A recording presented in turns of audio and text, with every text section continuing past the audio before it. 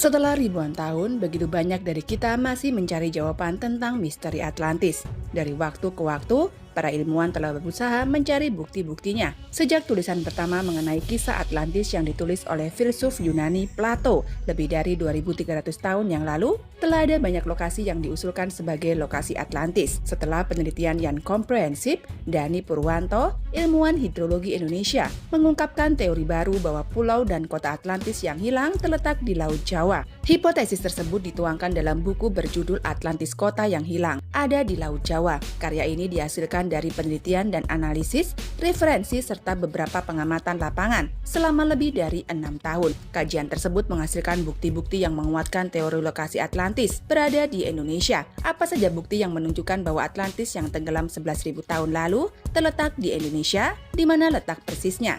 Negara Atlantis.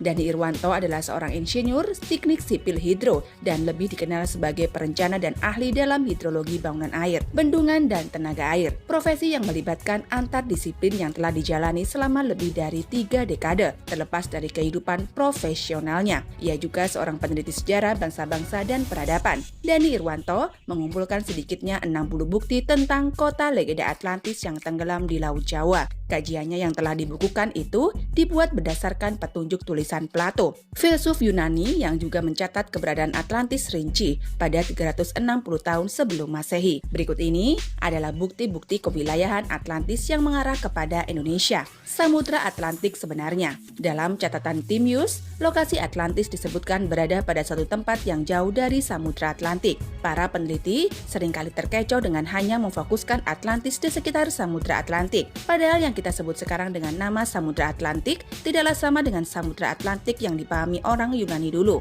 Beberapa penulis Yunani kuno dengan sangat spesifik menyebutkan bahwa Samudra Atlantik adalah seluruh laut yang mengelilingi bumi. Dengan kata lain, pengertian Samudra Atlantik yang dahulu adalah lautan dunia yang bersambungan dan mengelilingi seluruh dunia. Yang sekarang kita bagi menjadi Samudra Pasifik, Hindia, dan Atlantik. Plato menegaskan bahwa Atlantis terletak pada titik yang jauh di Samudra Atlantik. Hal ini menyiratkan bahwa Atlantis berada di laut yang jauh atau yang kita kenal sekarang dengan Samudra Hindia bagian timur. Di wilayah tersebut terbentang daratan luas purba yang disebut dengan Sundaland atau Sundalandia. Atlantis adalah jalan transit. Plato juga mengungkapkan bahwa daratan Atlantis lebih besar dari Libya dan Asia Kecil jika disatukan, dan Atlantis adalah jalan untuk menuju pulau-pulau lain. Dari sinilah Anda dapat mencapai benua di seberangnya yang meliputi samudra yang sebenarnya. Tulis Plato, sebuah peta yang menunjukkan daratan Sundaland pada 11.600 tahun yang lalu. Pada peta tersebut, kita dapat melihat bahwa Sundaland luasnya lebih besar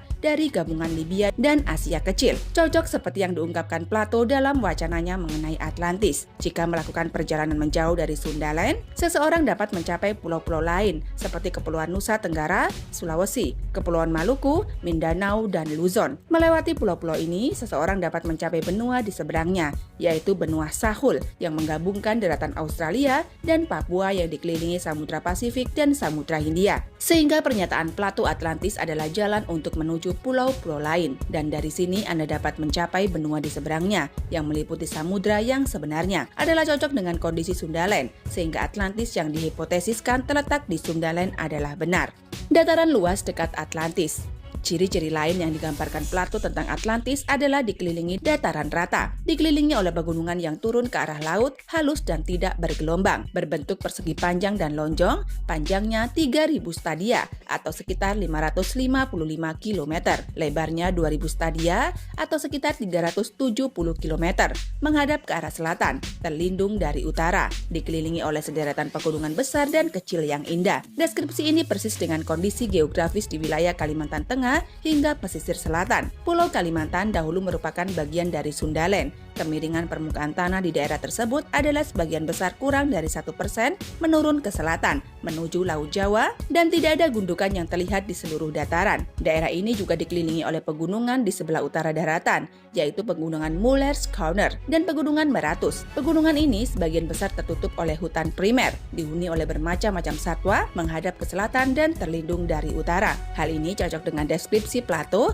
bahwa dataran Atlantis menghadap ke selatan dan terlindung oleh pegunungan di di sebelah utara. Wilayah ini berbentuk persegi dan lonjong, panjangnya sekitar 555 km dan lebarnya sekitar 370 km. Sangat mirip dengan apa yang ditulis oleh Plato. Pulau dan kota Atlantis. Jika sekeliling Atlantis adalah daerah Kalimantan purba, lalu di mana letak pulau dan kota Atlantis itu sendiri? Menurut Plato, Pulau Atlantis memiliki pelabuhan dengan pintu yang sempit, adalah berada di sebuah laut yang dikelilingi oleh benua tak terbatas. Benua tak terbatas yang dihipotesiskan tersebut adalah Sundaland yang terhubung pada benua Asia, dan satu-satunya laut yang dikelilingi pada waktu itu adalah Laut Jawa kuno. Oleh karena itu, Dani Purwanto membuat hipotesis bahwa Pulau Atlantis terletak di Laut Jawa sekarang. Bekas ibu kota Atlantis berdasarkan deskripsi Plato diidentifikasi oleh para pelaut sebagai Gosong Gia atau Any Florence Reef. Gosong Gia adalah istilah untuk sebuah terumbu karang kecil dan muncul ke permukaan pada saat muka air laut surut. Bekas kotanya sekarang berada di bawah laut, tidak dapat dilayari dan ditembus karena tertutup terumbu karang. Faktanya, Gosong Gia terletak 150 km laut Pulau Bawean, Gresik, Jawa Timur. Jadi menurut Dani Purwanto, ibu kota Atlantis terletak di utara Pulau Bawean. Ciri-ciri kota terdapat mata air panas dan dingin,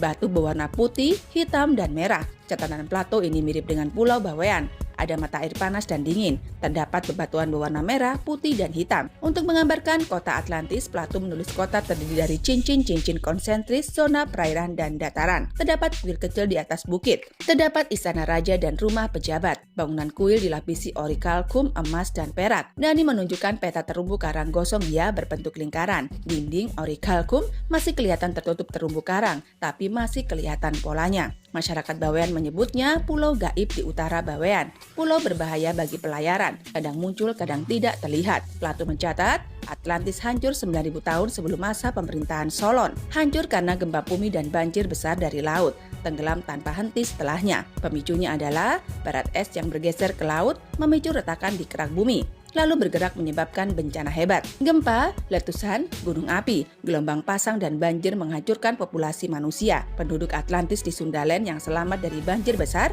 atau letusan gunung berapi kemudian melakukan kontak dengan Mesir kuno yang kemudian diteruskan kisahnya kepada Plato.